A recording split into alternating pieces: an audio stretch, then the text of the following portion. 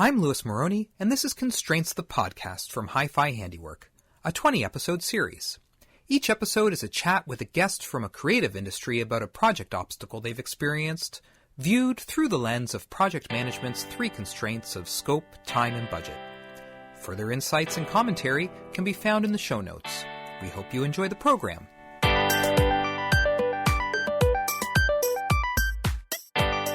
I love to eat different foods, but I'm not a great cook. There are techniques that I've learned from my Italian immigrant family, like how to make fresh pasta and wine and cured meats.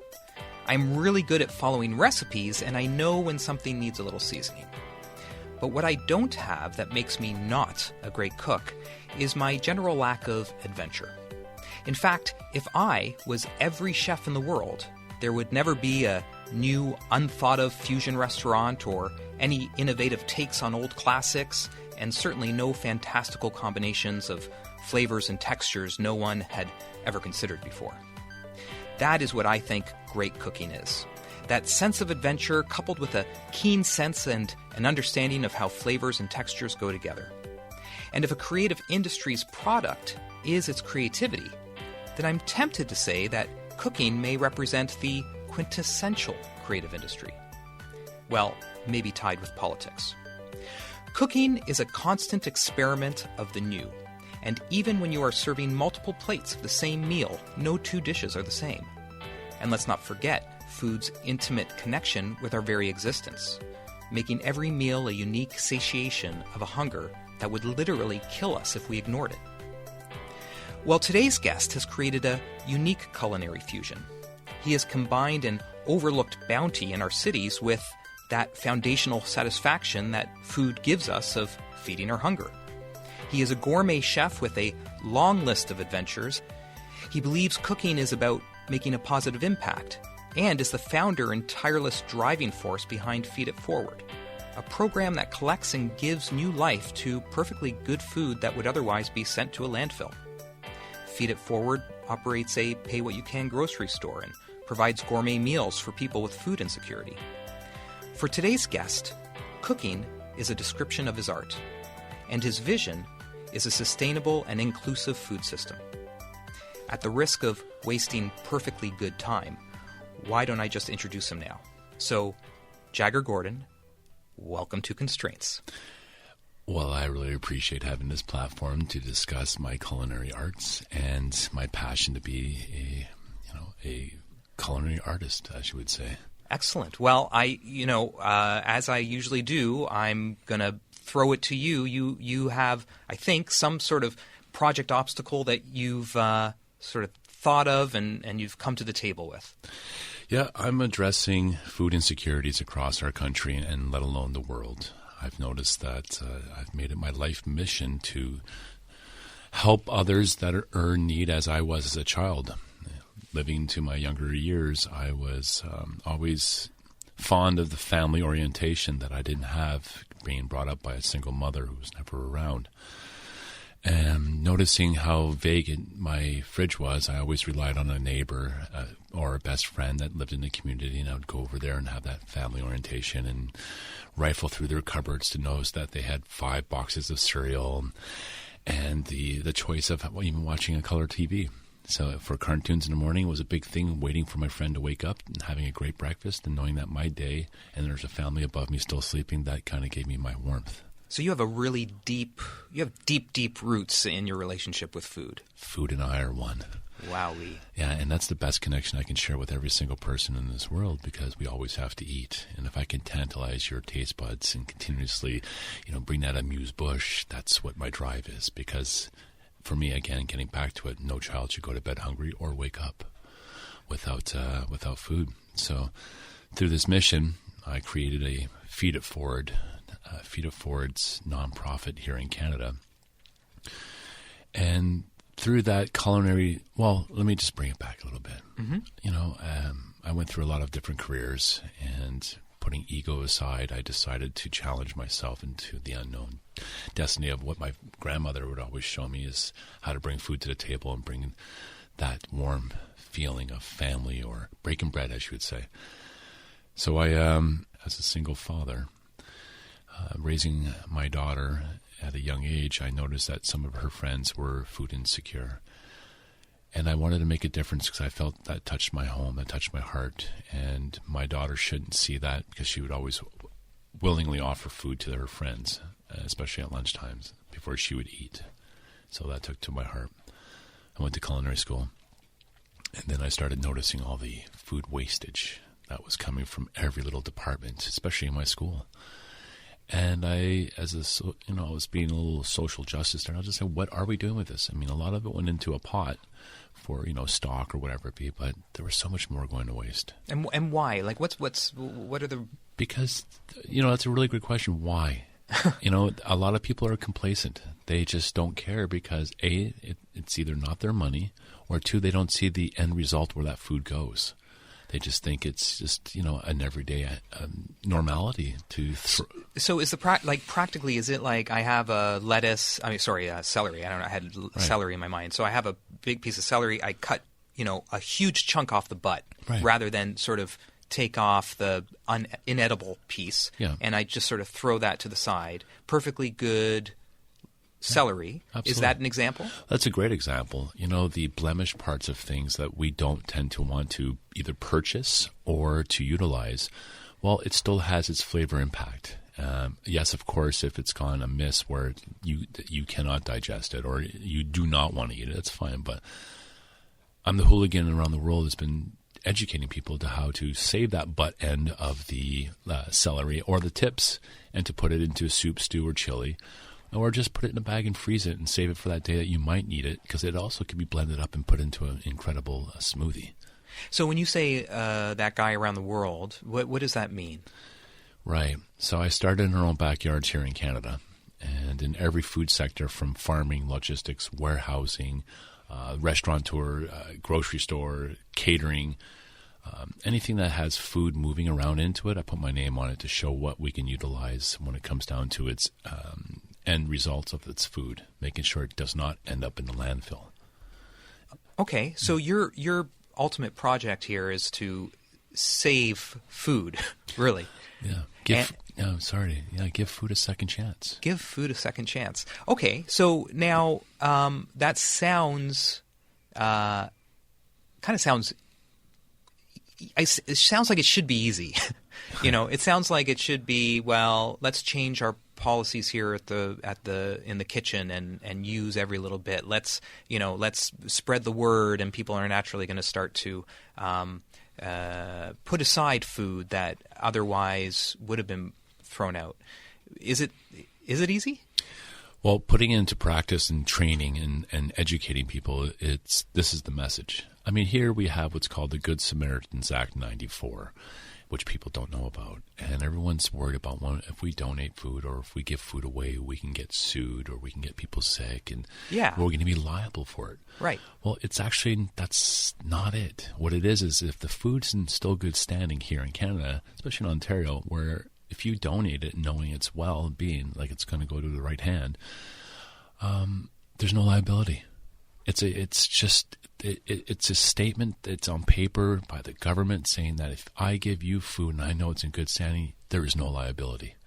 Really? And how did you come to have faith in that? Well, the realization when after culinary school, I opened up my first catering operation and I started seeing, I've noticed a few times that I had an abundance of food left over, and I just said, you know what? Let me just look at the legalities on this online. Uh-huh. And I found out that there's a stipulation where I can give food, so away without that liability. And I said, I'm going to challenge this. So I started doing pop-up kitchens in parks and in a place where people were in need of a hot meal. And I noticed a progression from there, and that's when Feed It Forward bloomed. Did you ever get actual pushback from local police or any sort of permitting officers challenging what you were doing? Wow. Yeah, that's a great question, because I think every single enforcer when it comes to our provincial or our federal government all just wanted to step inside of this little bubble because people weren't addressing it, or they're afraid to tackle on this, or they just wanted to join it because of the hype.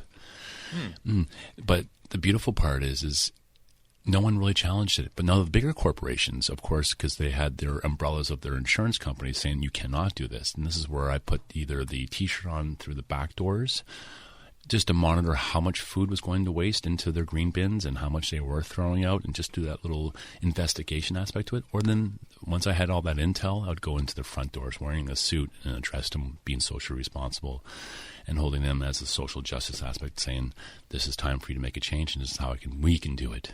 And how successful are you percentage-wise? 99%. So every company that I went in front of, and I can say it out loudly and right on this beautiful podcast, Whole Foods stepped up. Starbucks, all the great players, Shoppers Drug Mart, all these great places that I went into, and I said, we will take your overtures, your best before date things. Now that's a whole other thing we can discuss. Mm-hmm. Well, let's discuss it, because that's actually, what does best before mean? Best before is a marketing ploy for companies to state that they can't guarantee the flavor profiles, the packaging, or the coloring and such. Uh-huh. But it doesn't mean the product is bad. Then it doesn't mean that you can't consume it. Yes, of course, so many manufacturers or warehousing, the logistics companies, they will host these pallets of food that are sitting ready to go on the shelves. But if they don't sell, and a few months before its best before date, they'll have to destroy it because they cannot put it onto the shelves for a consumer to have it, and only lasts about a month into their cupboards. They want to give it a good 6 months or whatever it be. Why do you think that they put best before rather than inedible after? Good question. Well, it's for the reader. For the ones that are listening, the best before date just states for the marketing company to throw it away and buy a new product.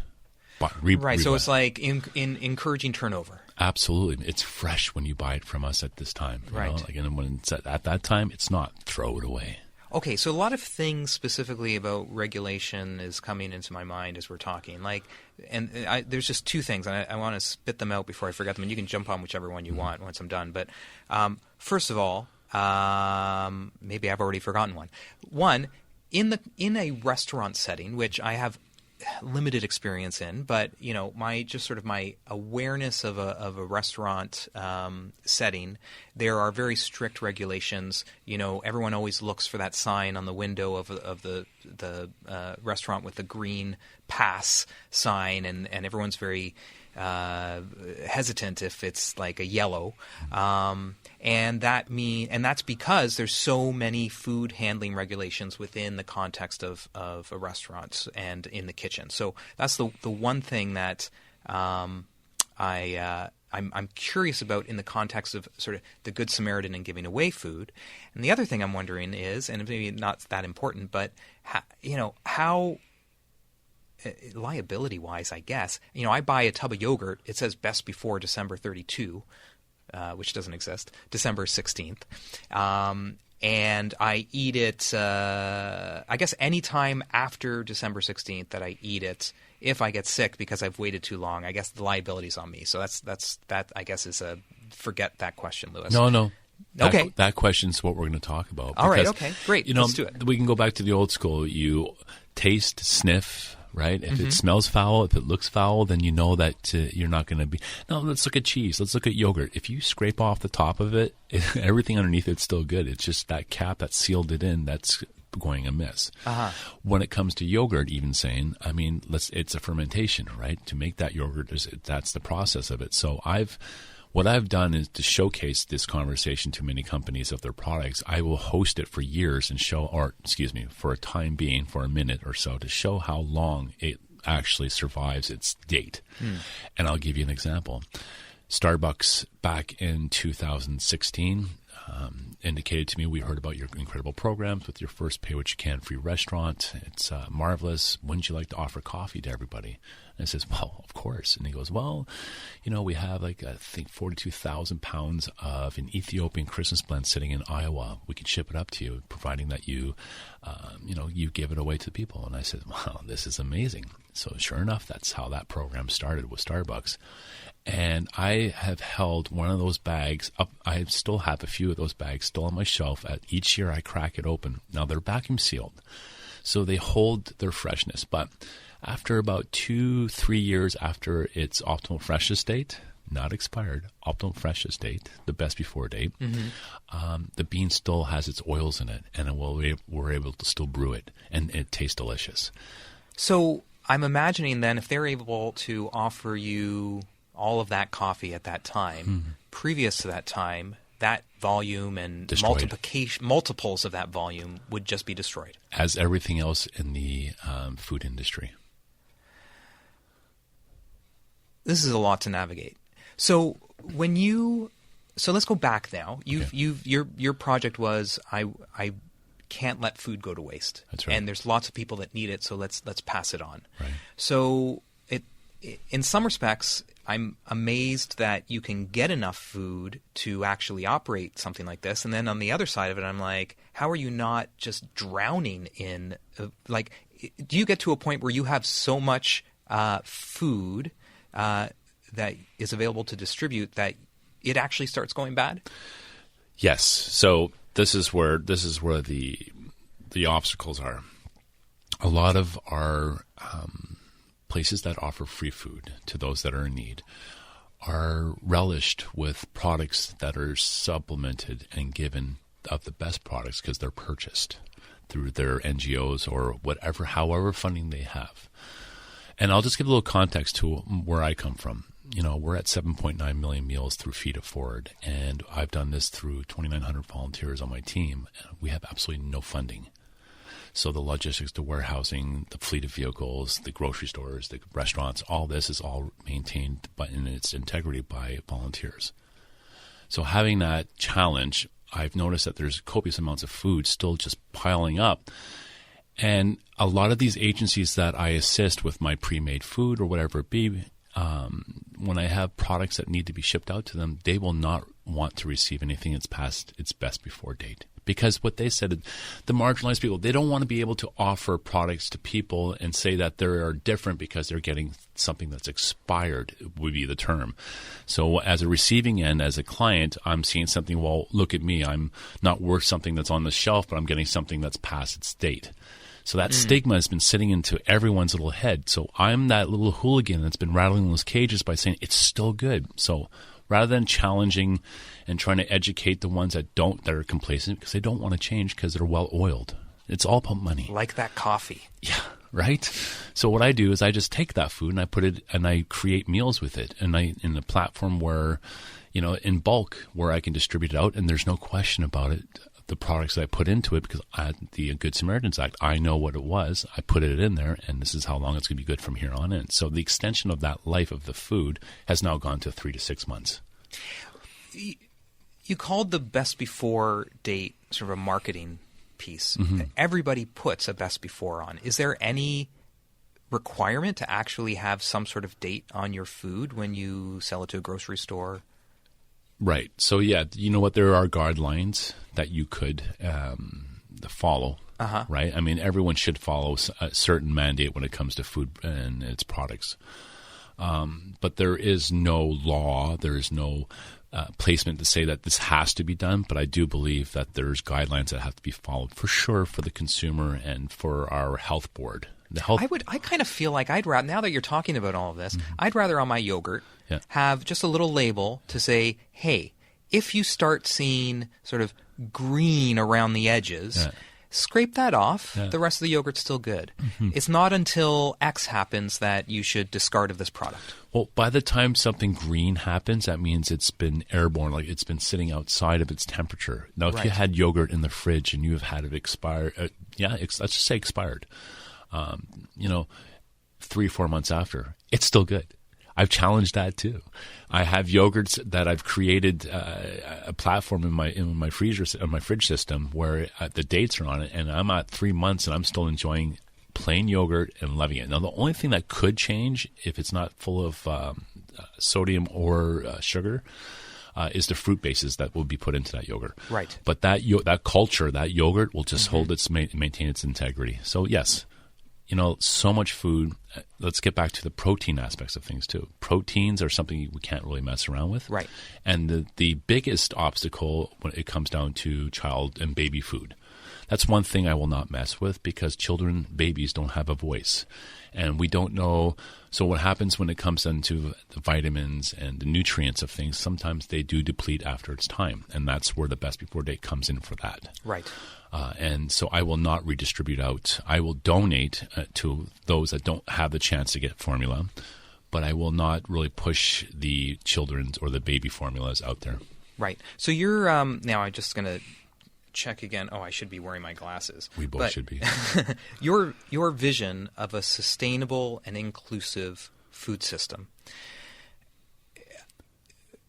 Two things I'm curious about. One is how much of your mission is the education of people's households in terms of, hey, don't throw out that yogurt. And then on the other side, are there other people that have picked up the baton and started their own NGOs in other parts of the world or in Canada or, That's a really cool question, because as a trailblazer, I've literally set it on fire. I've written that book where in all the food sectors of how it could be done and replicated, especially by showing how I wasn't relying on anyone's funding. Mm-hmm. And that's the best part, because let's create that playground. Let me jump in someone else's little sandbox and I can show you how we can build that castle, which is what I've done. And I just want to see others grow from it. So through the inception of Feed It Forward, so many others have created this dynamic, from the pay what you can restaurants to pay what you can grocery stores, and different terminologies and different views, but the mission's there. And it's just a catalyst. It just had to be started, and I'm just impressed to see. Now, moving forward, I would like to see this education and key component move a lot, expedite it further to so many others. But the problem is people don't want to take the time to really challenge themselves to be a different person. And when it comes to education, I think food is something that's never going to go away, but we just have to learn new ways to utilize it. Is this something that could be implemented within, say, elementary or high school curriculum and health sciences? And Yeah. Starting from the elementary, when I walk into a classroom and I hold an apple up, I'll ask the students, where did this apple come from? And the majority of them will say, from a grocery store. Right. So bring in the grassroots. We have our own farms, and that's just where I wanted to show how food can be grown and how much food goes to waste from your own farming. That's the start of it, right? The seed, the feed. Well, I grew up on a small farm, so we would sell to the distributors, but the co-op, and then we would have our little stand on the street for seconds. Brilliant. Things with marks on them or whatever. Yeah. Our neighbors across the street, they used to sell 6 quarts of peaches, split pits, for $2 a 6 quart, and they were just very tasty peaches. They just happened to have a pit that was split, and you couldn't sell them. Right. You couldn't sell them in a grocery store. That's unfortunate. Let's get back to that grocery store concept. When a grocery store has a bag of oranges, it's by weight. And when one orange has found its way bruised or blemished or getting its little fungi onto it, they have to destroy the whole bag. Rather than taking it out and taking out the bad one and just loosely fitting everything else for it to be purchased or donated, they don't do that. And that's where I held a lot of people accountable for that one also. I said, just give it to me. I'll take the time, and my volunteers will rip that one out, and then we'll just give away all the apples or oranges. So you mentioned Whole Foods. What other grocery stores are on board with you? Pretty much all of us. The whole, there's I can't say everyone's own, each location, each operation when it comes into the retail food sector has their own responsibilities now. And for the ones this is what I'd love to do, just going knocking on every single door and saying, what are you doing? Mm-hmm. But I'd like the audience, the listeners, to understand they should be questioning their grocers. What do you do with your food, when it's blemished? Because that's where I brought the digital point in here, and I created a free food sharing app where everyone can share food. Now, my partner, who's Second Harvest, they deal with the industrial and commercial aspects of things, and the Feed It Forward free food sharing app gives peer-to-peer, where people, if they have an abundance of food or a tree blooming with avocados or, a truckload of tomatoes that need to be find a home for, or even just a bowl of hot soup, everyone can share it now. The grocery stores, the question is who and what grocery stores are on board. Every day there's new ones signing up. And it's really nice to see. For the ones that don't, it's because they probably have... Actually, I don't have no reason for that. There is no reason for no grocery stores, for any grocery stores. Grocery stores that sign on, do they still have you sign some sort of release to say they're not liable for, anybody that might get sick? Or is there any food that they won't... any kind of food like proteins that they won't pass on? So good question. So when it comes down to the proteins in grocery stores, we educate them by saying just put it in the freezer. Right? We got 3 months in that. We just saved 3 months. And the animal, the processing, its life cycle for that animal to get, or even for whatever protein it be, for it to get back onto a table, like why throw it away when we can feed people with it? Yeah, so freezing is the next, frozen is the next fresh. Right. Frozen is the next fresh. What about, and do you have any sense of proportionality in terms of, how much food at a grocery store goes in the landfill on a daily basis? Great question. Just in Canada alone, the amount of food wastage that's still edible can feed world hunger annually 3 to 4 times. That's just our own Canadian food waste. That's really it's really right. Strikes you, right? You either do something about it or you just back away and be like, "Oh, this world's crazy." Yeah. And I think the statistics now are between 1 in 5 households in Toronto. There's food insecurity. So how do you find those families with food insecurity and those individuals with food insecurity? Creating that light, go back to like the bat signal going up into the sky.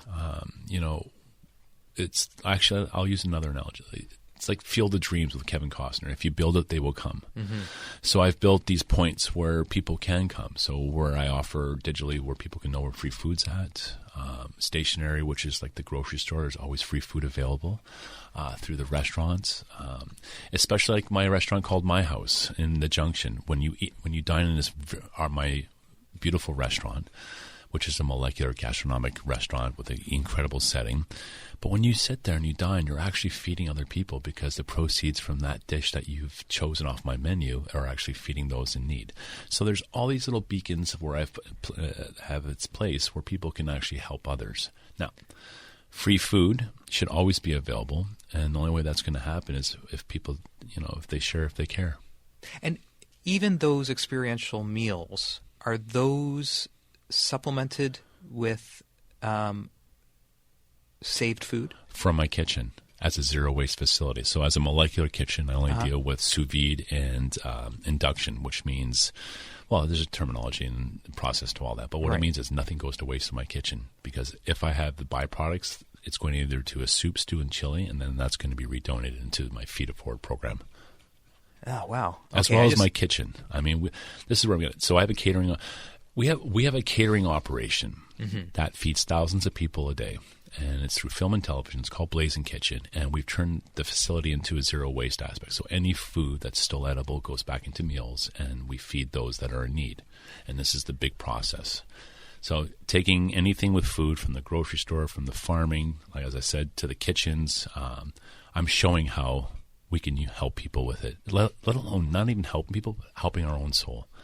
Because I sleep very well at night knowing what I do. Other than being a culinary artist, being a philanthropic chef, it gives me the ability to say that there's so many things that we can do continuously with food. Okay, so it seems like you have this pretty no-brainer vision that is hard for people to get their heads around because of the culture we live in. Right. The culture. You're doing it. I mean, this is actually a little mind-blowing for me. So I'm going to go home. I'm going to go to my grocery store. And what am I going to say Who am I going to talk to, and what am I going to say? The manager, the ones that are in charge of their departments, are the ones you want to whisper in their ear and say, hey, I'm just curious. What do you do? What programs are you using for your food rescue? And the word is called food rescue, right? Giving everyone the chance to be a food rescue hero. And when you talk to your management at your local grocery store, and you just say, listen, I have a platform or someone you can talk to. And then that's just a monkey's paw. I'll be able to, or my team will be able to have that conversation. Yeah, it's that easy on any level with food, especially restaurants, even that. I started off in the small restaurants rescuing food in small bakeries, but now I've gone into, the warehousing, the manufacturing, and we just get truckloads of food. And what I love is when the biggest companies just call up and say, hey, man, we have a truckload of this. Can you use it? Do you know where we can deliver it? And it's like, yes, I do. And it's like Christmas time. Every time that truck shows up in a different part of the country, not even our country, in other countries. And I'll weigh into this one. I've taken tractor trail loads of best before dates, things that Canada doesn't want, and I have shipped it down to many different countries where I would invite that in convoy, and I'll take it into places such as Ukraine. We fed hundreds of thousands of people with our products, and we go right into the Eastern Front, right into the trenches where I've created these kitchens where we just process the food and feed people, putting ourselves at risk also, but knowing that that child or that person is going to get a hot meal from Canada. Well, Jagger, you've created this vision, which is the first step in a successful project, this shared vision that people can grasp onto and invest in. And it's a really unique vision because it's actually something that everybody can pick up on and contribute to. So I wish you continued success, and I'm gonna give it a shot myself. Right. We're coming to the end. I have one last question, which I think you'll be able to anticipate because you've actually listened to the podcast. Mm-hmm. But if you could finish this sentence for me. Creativity doesn't have any boundaries. You're able to focus and just put yourself into a place where you're unfamiliar and just create. Let your mind wander and actually do what you want to do. May I add something, though? Yes. Let's just get back to how the home can help stop food wastage. All right, for the person at home that doesn't know what to do with their excess food, well, I've created, it's called The Vegan Alchemist. It's my first series of cookbooks, and I'm launching that soon. But there's an app that goes with that where it helps you stop food wastage. And that's all I want to say is people to look out for that because this is going to be exciting. No chef has done what I've created, and through reading and utilizing the digital aspect to stop food wastage in your own home, this is the breakthrough. Okay, well, I'll include the links in this episode, and I encourage everyone to find everything that you can about Feed It Forward and everything that Jagger Gordon is doing. So I'd like to thank you for being on Constraints. And I appreciate you for sharing a message. You can go to jaggergordon.com. Thank you.